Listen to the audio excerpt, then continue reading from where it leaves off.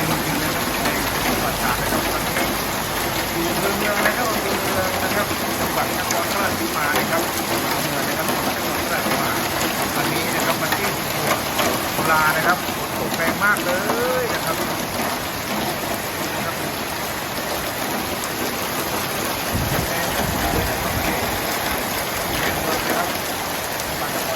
มานะครับจังหวัดนครราชสีมานะครับพิกัดที่เมืองนะครับตำบลตลาดนะครับตลาดเมืองนะครับมันแรงมากนะครับเป็นจังหวัดตากเลยนะครับวันนี้น้ำไหลจากรางน้ำแม่มันทันนะครับผมตากที่สายเนาะฝั่งโน้นก็แรงนะครับ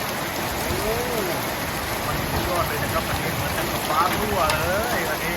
ฝนอย่างเดียวนะครับฝนอย่างเดียววันนี้ฝนนิ่งๆเลยไม่มีฟ้าไม่มีอะไรเลยนะครับฟ้าก็ไม่ร้องนะครับวันนี้ฟ้านิ่งมากเงี